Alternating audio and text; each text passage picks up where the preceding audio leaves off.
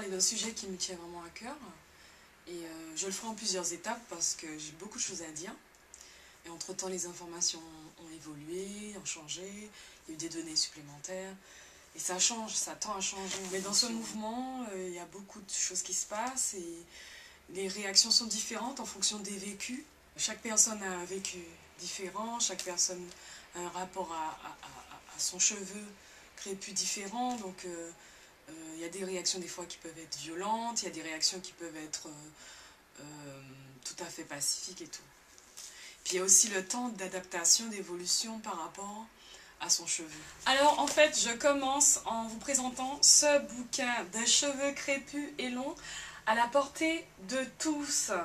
Alors c'est un livre de Kenoa, Recueil des secrets soins capillaires enfin dévoilés. Ce bouquin est vraiment une petite merveille, hein, je vais dire.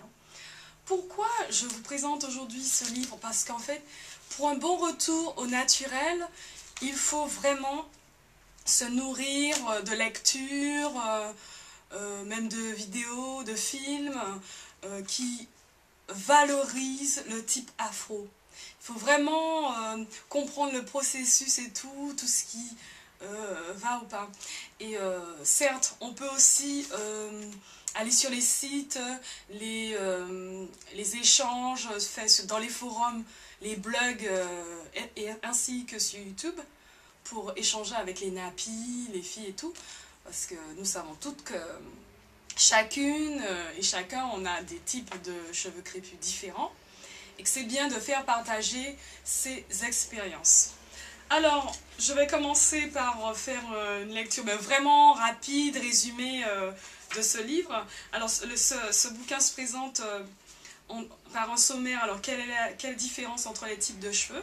Donc, c'est bon à savoir, un cheveu c'est quoi? Comment le cheveu pousse-t-il? Et les types de cheveux. Ensuite, s'ensuit les besoins spécifiques aux cheveux crépus, les particularités du cheveu crépus, les remèdes numéro 1, hydrater les cheveux, renforcer les cheveux avec des protéines, équilibre, hydratation. Nous avons un petit quiz, un petit test très intéressant, sympathique. Elle laisse aussi ses coordonnées, son blog sur internet et tout, ou la joindre et tout. Ensuite, entretien au quotidien avec les cheveux, établir une bonne routine capillaire personnalisée, car bien sûr chacune d'entre nous en a un type de crépus différent. Comment reconnaître les bons ingrédients, quels produits utiliser. Ensuite, qu'est-ce qu'il y a? Agression physique, agression thermique, agression chimique, environnement et santé, l'alimentation aussi. Agression sociale et médiatique. Agression sociale et médiatique, nous savons toutes que lorsque nous faisons cette démarche du retour au naturel, il est évident que nous subissons, pour la plupart d'entre nous, et même jusqu'à maintenant, des agressions verbales, des moqueries, des incompréhensions, parce que vraiment, c'est pas encore entré dans les mœurs, même si le mouvement prend de l'ampleur et que je vais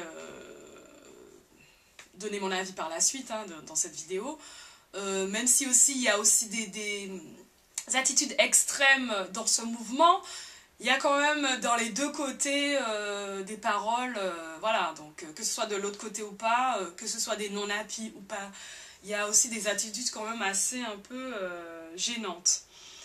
Voilà en gros. Alors, nous allons rentrer un peu plus en détail dans ce livre. Au début, on voit bien qu'elle laisse des accusations injustifiées sur Dieu. Malédiction génétique, qu'on dit « Oh mon Dieu, pourquoi j'ai ce type de cheveux? Qu'est-ce que... Oh Dieu, pourquoi... » Dieu vous a rien fait, hein, ok? Donc, Dieu, enfin, le créateur, vous l'appelez comme vous voulez, mais il n'a rien fait, il a créé, c'est tout. Et la création, elle suit son cours. Et les choses sont très bien faites, je vais vous le prouver par A plus B. Ensuite, alors elle témoigne, j'avais une connaissance limitée de mes cheveux, elle était dans l'ignorance, et au fur et à mesure elle explique tout ça, elle donne, voilà. Ensuite, dans le chapitre suivant, elle explique, voilà, comme j'ai dit, le type de cheveux, hein, on voit bien dessiner le type afro, le type africain, comme elle dit. Donc, bien sûr, dans le type africain, il y a le type afro-caribéen, hein, il y a plusieurs, hein, on est plusieurs, hein, c'est énorme. Le cheveu crépus, c'est innombrable, il y a plusieurs types de cheveux crépus, ça, on est clair dessus. Il y a le type caucasien, hein, elle explique le follicule, elle dessine aussi. Il y a le type asiatique qui a un cheveu raide, ok. Puis bien sûr, il y a les gens qui ont les cheveux ondulés. Donc, en gros, c'est ça. Alors, j'ai trouvé sur Internet une illustration de plusieurs types de cheveux, mais que je trouvais que c'était une classification assez subjective. Hein. Alors, on disait le type 1, c'est le cheveu lisse, le type 2, c'est le cheveu ondulé en forme de S, le type 3, c'est le cheveu bouclé, et en dernière position, le type 4, c'est le cheveu frisé, crépus. Donc, ça encore, ça aussi, il faudrait peut-être quand même qu'on commence c'est typiquement occidental, hein, cette façon de voir le monde, de tout hiérarchiser, les choses comme ça, en premier, là. C'est vraiment... ça, c'est un truc que je ne vais jamais réussir à comprendre. Il faudrait peut-être commencer à changer de perception des choses et de voir le monde plutôt de manière face à face, même niveau. Il n'y a pas tu es en haut, moi je suis en bas, non. Ça aussi, il faudrait commencer à voir le monde, la perception du monde autrement pour que les choses évoluent aussi. Ça aussi. Alors je poursuis en disant qu'est-ce qui était très intéressant, parce que j'ai mis plein de post-it. Hein. Alors elle explique que elle précise quand même que chaque cheveu est unique, hein, quand même. Quel que soit le type de cheveux, la texture et tout ça, et en fonction de sa texture, il faut répondre à des besoins, il faut tester plusieurs produits pour pouvoir voir lequel qui s'adapte, bien entendu. Elle précise ce qu'il ne faut pas utiliser, l'usage abusif de gel, de vaseline, de graisse qui risque de les étouffer et qui crée une barrière imperméable. Elle le précise, hein, des choses à ne pas faire. Hein. Le brossage compulsif, tout le temps, l'idée de plaquer. Ça aussi, il faut comprendre que le crépus, il n'aime pas forcément être plaqué. Hein. Il y a une manière de faire les choses pour le rendre plus... moins volumineux. Il y a des techniques pour ça. On n'est pas obligé de l'agresser. Hein. Ensuite, il y a des choses très intéressantes dans ce bouquin. Je continue. Ne pas serrer trop fort. Peignage, brossage à tout va. Tresse, natte, vanille, tissage, rajout. J'explique, même si serrer, c'est pour pouvoir garder la coiffure très longtemps, c'est quand même une agression au niveau de la pratique. Même si certaines pratiques sont ancestrales et traditionnelles, c'est pas tout ce qui date d'avant, qui est forcément à conserver. Il y a peut-être des choses à revoir. Hein. C'est ça aussi l'évolution des mentalités, l'évolution des choses. L'évolution des mœurs, c'est aussi pouvoir reconnaître que certaines pratiques anciennes ne sont plus d'actualité. C'est comme ça, hein. Ça ne marche pas, ça crée quelque chose. C'est qu'il faut arrêter avec, il faut changer, il faut remoduler, il faut proposer autre chose, ou bien il y a une manière de faire les soins, je ne sais pas. Alors, elle explique aussi l'entretien du quotidien, les composants chimiques, comme je l'avais dit, les parabènes, méthylparabènes, tout ce que j'avais cité dans ma vidéo il y a de ça quelques mois, phenoxéthanol et tout ça, tous ces produits extrêmement dangereux pour notre santé. Elle précise aussi, elle souligne les risques allergiques, stérilité, troubles neurologiques et les effets sur le fœtus, exactement, enfin bref. Elle explique, donc elle confirme mes recherches. Ce que j'ai beaucoup aimé dans ce livre, c'est le fait d'avoir les différents tableaux qu'elle propose, hein, de tous les produits cosmétiques, capillaires, avec en face leur composition, hein, que ce soit composants chimiques ou non chimiques. Cela vous permet aussi d'identifier vos produits, parce que ce sont tous les produits qu'il y a sur le marché. Donc, il y a sûrement certains que vous utilisez, vous pouvez éventuellement, s'il y a un souci, les jeter ou en racheter d'autres, il n'y a pas de problème. Et je termine par cette petite phrase que j'ai soulignée. En 2010, le marché européen des produits de beauté représentait 71,8 milliards d'euros. Si des informations sur la toxicité de ces produits étaient diffusées, l'industrie cosmétique serait fortement ébranlée. Oui.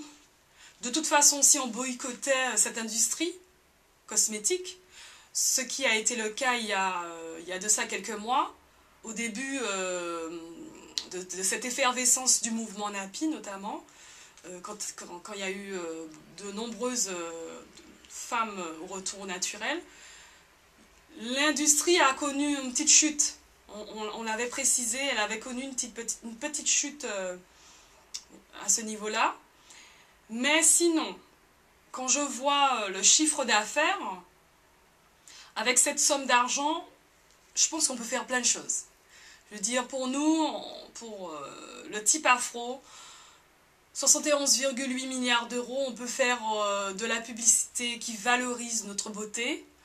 On peut faire des films, on peut promouvoir des jeunes acteurs, des comédiens, des gens de talent, des artistes peintres.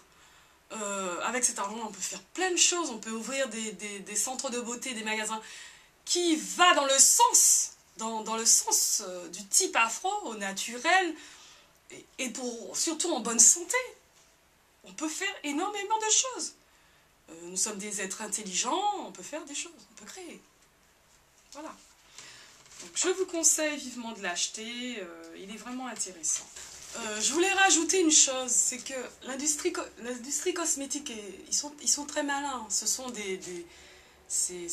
l'argent, c'est le nerf de la guerre. Donc, ils sont pas bêtes, ils sont pas stupides. Même si au début, le mouvement avait pris de l'ampleur, pour le crépus, au début, certes, ça agaçait cette industrie. Donc, ils ont essayé de contrecarrer en faisant des publicités qui valorisaient le type caucasien, notamment.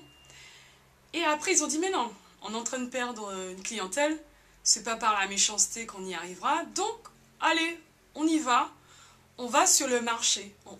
C'est comme l'offre et la demande. La clientèle ne veut plus, nous sommes quand même le type afro, nous sommes une grande clientèle. Donc, pour nous séduire, ils ont dit, ah ben, puisque c'est ainsi, on va rentrer dans leur jeu. Donc maintenant, tout le monde s'est mis à faire, pour aussi produits naturels. Donc toute l'industrie, ils se sont rattrapés, ils sont très très malins. Ils sont très malins, ils se sont rattrapés. Ils se sont mis sur le marché naturel Napi. Vous voulez du Napi? Ok, on est là. Alors qu'avant, les produits qu'on utilisait n'étaient pas du tout adaptés à nos cheveux. Comme ils ont compris que nous sommes vigilantes, ils sont malins. L'argent, je vous dis, l'argent. Il n'y a pas de morale des fois, donc tout est possible pour séduire. Alors je vais terminer cette vidéo sur cette petite anecdote. Elle est assez longue, hein, la vidéo, hein. J'avais tellement de choses à dire, et j'ai d'autres choses à dire, ne vous inquiétez pas.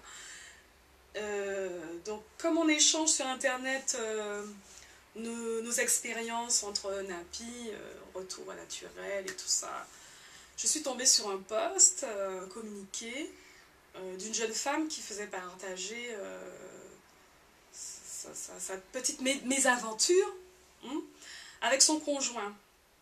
Elle disait en fait sur le post que oui, il a découvert que ses cheveux n'étaient pas ses cheveux, parce qu'en fait cette jeune femme pratique le tissage et tout. Et j'étais énormément peinée. J'étais énormément peinée parce que ce jeune homme refuse maintenant de la toucher, enfin bref, il veut plus d'elle, enfin il veut rompre et tout, ils sont en pleine rupture et tout. Alors, je me suis dit, c'est pas possible, c'est une blague. Ce jeune homme, il sait pas ce qu'il perd. Déjà, tu rencontres une jeune femme, tu la côtoies, tu es attiré par sa chevelure. Donc il y a mensonge sur l'apparence, déjà au départ. Cette jeune femme, elle est condamnée à se condamnée, c'est peut-être un bien grand mot, peut-être qu'elle-même elle se plaisait dans cela. Tous les jours à camoufler, enfin bref, je ne veux pas dire de bêtises. Il y a un truc que je ne comprends pas. Comment peut-on être avec un homme qui n'est pas capable d'accepter de vous voir sur différents aspects, différents états? Alors vous êtes en couple avec quelqu'un, il s'avère qu'au cours de votre vie, vous ayez une maladie grave, que les médecins ont fait le diagnostic, que c'est un cancer, et qu'il vous faut faire une chimio. Et nous savons pertinemment qu'une chimio, c'est quelque chose de très lourd. Alors, qui dit chimio dit perte de cheveux. Donc si tu es en couple avec quelqu'un qui n'est pas capable de te voir sur différents aspects, de te voir que dans les bons et les mauvais moments, vous n'avez rien à faire avec cette personne-là. Vous n'avez rien en commun. Vous n'avez rien en commun avec ce genre de personne. Il faut quitter ce monsieur. Alors demain, on a un cancer, la femme elle a un cancer, je ne veux pas vivre avec toi, je te quitte. Tu as un cancer, je te quitte. Chérie, tu n'as pas des cheveux lisses, je te quitte. C'est vraiment du n'importe quoi. C'est du n'importe quoi. Alors le monsieur, pour faire des galipettes, ces messieurs sont au garde à vous, au bord du lit. Hop, hop, hop. Mais pour les temps difficiles, ciao, bye bye, je te quitte. Non. Il faut vraiment qu'on se fasse respecter. Ce n'est pas normal. Ce n'est pas normal. Il faut que cette personne, elle puisse vous accepter si vous avez choisi la pratique du tissage. Il faut que cette personne ait conscience, c'est comme ça, c'est comme ça. Il faut qu'elle vous accepte tel que vous êtes. Ce n'est pas normal. Moi, je suis très contente. La nature est très bien faite, je le disais. La nature est très bien faite. Dieu a tout créé. Tout créé sur la terre. Il y a toutes sortes de créatures. Tu n'aimes pas les cheveux crépus? Si t'es pas content? Ben, tu vas voir, il y a d'autres types de femmes. Il y a des femmes aux cheveux lisses, jusqu'aux fesses. Il y a des femmes, le type afro c'est quoi? Ben, c'est la base, le type afro c'est le cheveu crépus, la peau foncée parfois, la cambrure, elle est voluptueuse, voilà. Donc, il y a tout sur Terre, il y a du choix. C'est bien fait. Il y a pour tous les goûts, mais on ne peut pas tout avoir, hélas. Il y en a qui n'ont pas la cambrure, mais qui ont la chevelure qui arrive jusqu'aux fesses. On n'a pas à se transformer pour un homme, on n'a pas à subir des choses pour un homme, je suis désolée. C'est faux. L'homme, il ne restera pas plus, c'est pas vrai. C'est pas vrai. Donc, ça ne sert à rien de se transformer. Demain, il va vous demander, je préfère la peau un peu plus claire, alors on va aller se décolorer la peau. Chérie, je préfère les yeux bleus. Alors vous allez mettre des lentilles tous les jours, quitte à avoir un problème oculaire. Non, il y a tout sur Terre, il y a tout, il y a pour tout le monde. Tu veux pas, ben va. Les femmes, ce sont pas des objets, on n'est pas les objets, on n'est pas des produits, on n'est pas dans un rayon de biscuits, de magasins, c'est pas un shopping. Ok? Donc, il faut que ce soit clair. Donc, je voulais terminer sur cette note-là. Il faut que ce soit clair et précis. C'est ça ou rien.